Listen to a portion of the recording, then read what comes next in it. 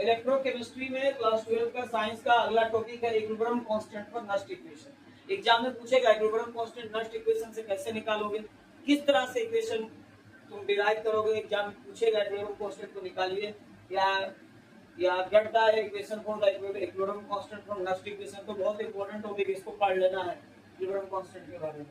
तो बोलता है if the circuit in Daniell cell is close, तो अगर कोई डेनियल सेल में सर्किट को हम लोग क्लोज कर देते हैं, देन वी नोट दैट, है ना, तब हम लोग नोट करते हैं ये टाइप का रिएक्शन वहां होता है। तो हम लोग को पता है कि अगर कोई डेनियल सेल हम लोग ऐसा बनाए हैं और सर्किट क्लोज है तो वहां ये रिएक्शन होता है। हम लोग डेनियल सेल पर पढ़ के आए हैं। अगर कोई मेरा दिक्कत हो रहा है कहां से लाया, तो आप इसी चैनल में डेनियल सेल का वीडियो है, आप उसको पूरा चला लो, वहां पर इसके बारे में पूरा बताएं। ठीक है, कि एक तरफ उसमें जिंक सल्फेट होता है, एक तरफ कॉपर सल्फेट होता है। जिंक सल्फेट में जिंक का इलेक्ट्रोड होता है, कॉपर सल्फेट में कॉपर का इलेक्ट्रोड होता है। फिर क्या होता है, जिंक 2 इलेक्ट्रॉन को छोड़ के Zn2+ बनता है, उसका 2 इलेक्ट्रॉन सोल्ड ब्रिज से आता है इधर में, अब कॉपर 2+ उसको लेके फिर से कॉपर में कन्वर्ट होता है। इस तरह से कॉपर के साइड जो है, जो राइट सेल होता है, राइट हाफ सेल, उधर प्लस बन जाता है, उधर माइनस हो जाता है, अब प्लस से माइनस करंट फ्लो करता है, और इलेक्ट्रॉन किधर से फ्लो करता है, तो जिंक की तरफ से कॉपर की ओर। तो लिखता है ये रिएक्शन टेक्स प्लस होता है, लिखा ना ये रिएक्शन टेक्स प्लस ये होता है, ये नोट करें हम लोग, ये रिएक्शन होता है। And as the time passes, जैसे जैसे समय बीतते जाएगा डेनियल सेल में, the concentration of Zn2+ keeps on increasing. Zn2+ जो बन रहा है उधर जिंक सल्फेट की तरफ से, वो लगातार उसका कंसंट्रेशन बढ़ते जाएगा।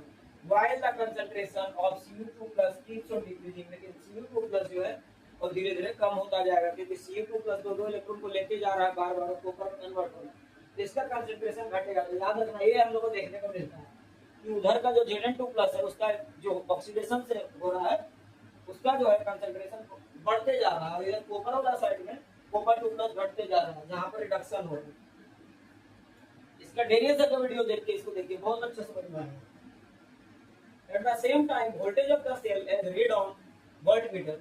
इसी समय अगर हम लोग इसको वोल्टमीटर में इसको रेड ऑन करते हैं, अगर उसको पढ़ते हैं, रीडिंग को देखते हैं, वोल्टमीटर एक मशीन है, ठीक है, उससे हम लोग इसका वोल्टेज रीड करते हैं, तो क्या बोलता है, वोल्टमीटर कीप्स ऑन डिक्रीजिंग, है ना। तो क्या बोलता है, at the same time voltage of the cell, है ना, voltage of the cell is read on the voltmeter keeps on decreasing. तो वहां देखते हैं कि वहां पर रीडिंग जो है वोल्टेज का वो कम आता है, धीरे-धीरे कम होते जाता है।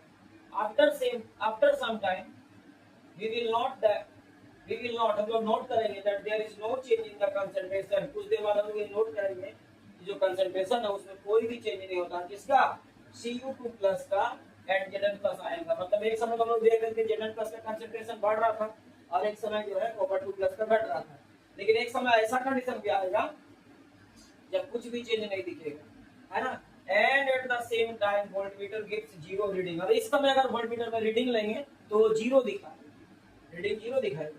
This indicates that equilibrium has been set up. ये बताता है कि वहां पर इक्विलिब्रियम कंडीशन बन गया है। इक्विलिब्रियम कंडीशन मतलब कुछ भी चेंज नहीं हो रहा, मतलब जीरो दिखा रहा वोल्टमीटर, और इसका कंसंट्रेशन और इसका कंसंट्रेशन में कुछ भी चेंज नहीं हो रहा है, रुक चुका है, ठीक है।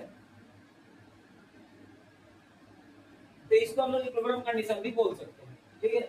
उसके बाद then in this situation next equation can be written. अगर ऐसा इक्विलिब्रियम कंडीशन बन गया, मान लो ऐसा इक्विलिब्रियम कंडीशन आ गया कि Zn2+ भी नहीं बढ़ रहा है और Cu2+ घट रहा भी नहीं, तो ऐसा में हम लोग बोले कि इक्विलिब्रियम कंडीशन हो गया। उस समय नेक्स्ट इक्वेशन क्या होगा, क्योंकि उसी समय कांस्टेंट निकलेगा, तो उस समय नेक्स्ट इक्वेशन चेंज हो जाएगा। जो नेक्स्ट इक्वेशन क्या है, हम इससे पहले का वीडियो में बताया, जाके आप लोग देख सकते हो, तो जो देखा है वो समझेगा। तो जो नेक्स्ट इक्वेशन लोग पढ़े थे वो कुछ बदल के इस टाइप से हो जाएगा, इसको तुम नोट कर लेना है, ये हो जाएगा, ठीक है, इस टाइप से हो जाएगा। तो ई सेल, है ना, ये सेल पोटेंशियल बराबर हो जाएगा, सेल पोटेंशियल जीरो हो जाएगा, क्योंकि आपको पता है अभी वोल्टमीटर जीरो दे रहा है, तो सेल का पोटेंशियल तो जीरो हो गया, तो यहाँ जीरो डालेंगे, जीरो बराबर, अरे फॉर्मूला से होता है जस्टिफिकेशन में, है ना। ये क्या हो गया, standard cell potential constant 2.303 RT, R gas, R आपका क्या है, गैस कांस्टेंट है, टी क्या है, टेंपरेचर है, क्या है, फैराडे कांस्टेंट है, गैस कांस्टेंट का वैल्यू भी लिख दिए हैं, फैराडे कांस्टेंट का वैल्यू भी लिखा है, इसको जूम करके देख लो, इसको नोट कर लो, एमसीक्यू में दे सकता है। उसके बाद यहाँ पर आपको पता है ना, इधर में ये क्यू पार्ट है जो परसेंट होता है, परसेंट पार्ट बोलते हैं इसको। यहाँ पर क्या है, लोग होता है, लोग या एलएन भी लिख सकते हो। यहाँ Zn2+ और Cu2+ को लिखना, मतलब वही दोनों आयन को जिस पर आप रीडिंग कर रहे हो वही यहाँ पर लिखा था, दोनों का कंसंट्रेशन है। Zn2+ मतलब वो जिंक का कंसंट्रेशन और Cu2+ मतलब आपका कॉपर का कंसंट्रेशन। इस तरह से तो जीरो हो गया ना, तो ये वाला इसको आप उधर ले जाएगा तो प्लस हो जाता है। इस तरह से लास्ट में इक्वेशन वाला मिलेगा, ये वाला मिलेगा, ठीक है। ये और ये जो साइन बना है स्टैंडर्ड को दिखाता है, फिर ऐसे करके बेस मार्क करेक्ट।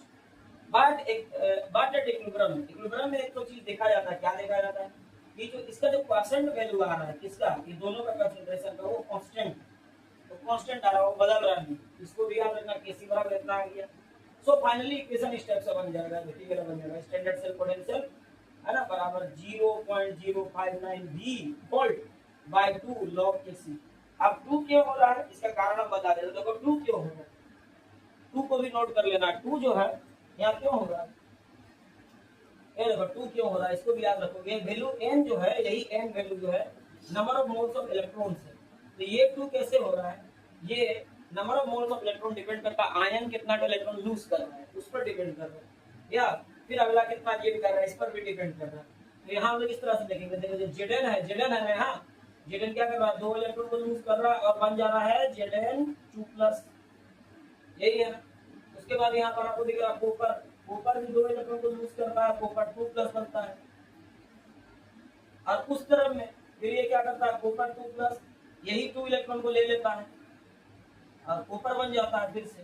तो यहाँ पर आप क्या देख रहे हो कि नंबर ऑफ जो इलेक्ट्रॉन है वो 2 पर ही काम कर रहा है। तो इसलिए जो n है यहाँ पर, इस n की जगह में फॉर्मूला में n होता आपको बताया गया था, है ना, उस n की जगह में हम लोग 2 ले लेंगे, n की जगह हम लोग क्या ले लेंगे, 2 ले लेंगे। तो यहाँ फॉर्मूला में एक्चुअल में n होता है, स्टैंडर्ड में n रखे हैं, लेकिन यहाँ पर n की जगह 2 लेंगे। क्यों, क्योंकि यहाँ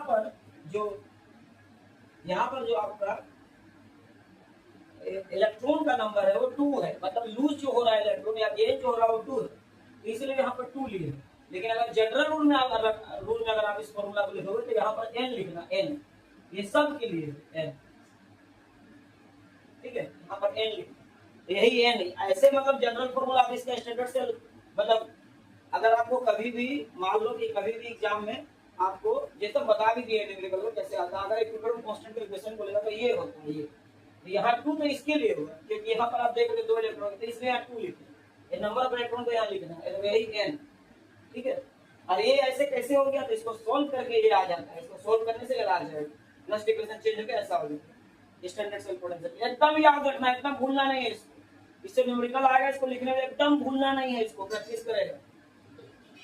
उसके बाद जनरल टर्म में अगर इसको याद करो तो देखो 0.059 आ गया वोल्ट है, जो 2 है उस पे n लिख दो क्योंकि स्टैंडर्ड इक्वेशन बनाया सबके लिए बनाया। यहाँ पर 1 होगा तो 1 हो जाएगा, 3 छोड़ेगा 3 हो जाएगा, यहाँ पर 2 छोड़ा इसलिए 2 है। लॉग केसी वही कांस्टेंट है, इक्विलिब्रियम कांस्टेंट। अब इसी से निकलेगा, इसको आप लोग समझ गए होंगे। अब देखो न्यूमेरिकल कैसे आता है, तो यहाँ पर न्यूमेरिकल है calculate the equilibrium constant of the reaction, ऐसे ही न्यूमेरिकल देता है, ये थ्योरी भी आएगा और न्यूमेरिकल भी आता है। इसको पूरा, अगर आपको केमिस्ट्री में पूरा 70 में 70 चाहिए तो ये क्वेश्चन तो पूरा ध्यान देना, ठीक है। जैसे यहाँ पर देखो, ये आपको एक तो सेल का इक्वेशन दे दिया कॉपर Ag, मतलब यहाँ पर कॉपर Ag है, जैसे ये अगर जिंक को कॉपर था तो यहाँ कॉपर और Ag दे दिया है, ठीक है। यहाँ पर क्या दे दिया है, कॉपर और आपका Ag दे दिया है, मतलब जिस जगह में जिंक था उसका उस जगह में कॉपर बन गया है, जहाँ पर कॉपर था वहां पर अभी Ag बन गया है। इसका मतलब साफ हुआ कि जिधर उसका जिंक होता था उसका इसका कॉपर है ना, यानी कॉपर 2 इलेक्ट्रॉन छोड़ेगा और उसका इलेक्ट्रॉन तो सॉलिड से आएगा, इसके पास आएगा इधर Ag तरफ, Ag वाला विलियन की तरफ, Ag इलेक्ट्रॉन की तरफ, और जो Ag2+ है वो 2 इलेक्ट्रॉन को ले लेगा और फिर से Ag बन जाएगा। तो वही चीज है, कॉपर 2 इलेक्ट्रॉन छोड़ेगा, कॉपर 2+ बनेगा और फिर यही 2Ag जो है 2 इलेक्ट्रॉन को लेकर फिर से Ag बन जाएगा। तो दिखा एकदम इंपॉर्टेंट क्वेश्चन है, एनसीईआरटी से हम लिए हैं, बहुत ज्यादा आया है, होगा नोट कर लोगे इसको, इसका आने का पूरा चांसेस है, ठीक है। या इसी कोई रिएक्शन दे देगा तो आपको हम बता दे रहे कैसे बनाएंगे, एकदम आसान है। यहाँ पर क्या दिया है, इक्विलिब्रियम कांस्टेंट निकालना, मतलब केसी निकालना है, इसी आता है केसी निकालना। ये दिया तो सबसे पहले याद रखना क्वेश्चन में जब भी देगा ना तो यहाँ पर स्टैंडर्ड सेल पोटेंशियल देगा, स्टैंडर्ड सेल पोटेंशियल आपको देगा। देखो ये स्टैंडर्ड सेल पोटेंशियल दे दिया, तो तुम क्या करोगे, सबसे पहले स्टैंडर्ड सेल पोटेंशियल का जो इक्वेशन अभी लाए हो, क्या करने का, इक्विलिब्रियम कांस्टेंट निकालने का जो इक्वेशन है इसको याद रखना है, इसको लिखोगे, तो ये लिख दो यहाँ, ठीक है ना। अब यहाँ 2 डालेंगे, n की जगह 2 डालेंगे, क्यों, क्योंकि यहाँ कॉपर है तो फिर से 2 डाला है, फिर से नंबर ऑफ इलेक्ट्रॉन 2 है, यहाँ पर भी 2Ag है, एजी एक ठो नहीं है, दो ठो है, तो एजी प्लस और दो ठो एजी तो प्लस हो जाए 2 प्लस, यहाँ पर भी इलेक्ट्रॉन दो ही हुए थे, यहाँ पर भी इनका मान 2 ही डालेंगे, लोग कैसे डालेंगे। फिर देखो इसका मान तो दिया, इसका मान कितना दिया, 0.1 वोल्ट डाल दो। फिर क्या करोगे, फिर इसको हम लोगों को कैसे निकालना, तो लोग कैसे उखाड़े रखोगे, इसको उधर ले जाओगे, पलटी वजह से गुणा तो ऐसा हो जाएगा, तो ये वोल्ट वोल्ट कट जाएगा, ठीक है। और इसको पूरा काटोगे तो आएगा 15.6, तो आ गया log कैसे बराबर 15.6। अब ये कैसे बनेगा, तो याद रखोगे, अगर एक तरफ लोग आ जाता है, एक तरफ नंबर आ जाता है, अब वैल्यू आपको निकालना है, तो फिर क्या करोगे, तो लोग को हटाना पड़ता है, तो लोग को हटाने का रूल है एंटी लोग, तो यहाँ पे एक लाइन लिख देना, टेकिंग एंटी लोग, टेकिंग एंटी लोग, ऐसे लिख दो। तो एंटी लोग जैसे लोगे तो लोग हट जाएगा, लोग हट जाएगा। और इस फॉर्मूला को याद रखना है, एंटी लोग लगाने से अगर कहीं पर log x बराबर y है और उसको एंटी लोग में लोगे तो क्या होता है बता दे, ये लोग हटेगा, है ना, और यहाँ ये जो भी वैल्यू है, जो भी वैल्यू है 10 का पावर चढ़ जाएगा। इसको नोट कर लो, क्योंकि न्यूमेरिकल में देगा, जब भी एक साइड में लोग है उधर वैल्यू है, अगर आपको उसको लोग को हटाना, क्योंकि लोग बिना हटे तो कैसे निकलेगा नहीं, तो आप क्या करोगे, टेकिंग एंटी लोग लिखोगे, जैसे ही एंटी लोग लोगे तो लोग हट जाएगा, एंटी लोग लेने से ही लोग हट जाएगा, तो लोग जैसे ही हटेगा तो उधर का जो वैल्यू है वो 10 पावर चढ़ जाता है, उधर जो भी वैल्यू रहेगा। तो देखो यहाँ पर भी वही है, केसी लोग केसी बराबर 15.6 है, टेकिंग एंटी लोग की है, लिख देना एंटी लोग लिए बोल, तो ये क्या होगा, लोग हटेगा, तो जैसे ही लोग हटेगा तो ये जो पावर, ये जो वैल्यू है 10 का पावर चढ़ जाएगा, चढ़ गया ना। आप 10 का पावर इतना है, इसको लिख सकते हैं ना, 10 का पावर 15 into 10 का पावर 0.6 बांट के लिख सकते हैं, x का पावर m into x का पावर n में तोड़ेंगे तो लिख सकते हैं, क्योंकि x का पावर m प्लस n बराबर x का पावर m into x का पावर n होता है, तो ऐसे तोड़ोगे। अब देखो क्या होगा, 10 का पावर 15 इधर आ गया, आप 10 का पावर 0.6 का आप हल करोगे तो 3.92 आसपास वैल्यू आता है, उसका वैल्यू यहाँ डाल दो, तो इस तरह से कैसे निकल गया इतना आसानी से। इस तरह से केमिस्ट्री का जितना भी कॉम्प्लिकेटेड न्यूमेरिकल होगा हम सब बताएंगे, एक भी एग्जाम में नहीं छूटेगा। चैनल को सब्सक्राइब करो, शेयर करो, एक एक न्यूमेरिकल जो भी प्रॉब्लम है केमिस्ट्री का, चाहे ऑर्गेनिक रहे इनऑर्गेनिक रहे कुछ भी रहे, इसमें आप कमेंट में लिखो, हम सब बना के भेजेंगे। और इसको नोट करो, ये सब आएगा एग्जाम, अगर आपको रैंक लाना है सबसे ज्यादा, सब क्वेश्चन बना के आना केमिस्ट्री में। और रेगुलर वीडियो को देखते रहो, हर दिन फिजिक्स, फिर केमिस्ट्री, कभी बायोलॉजी, कभी मैथमेटिक्स, आपका सिलेबस का हर दिन लोड होते रहे।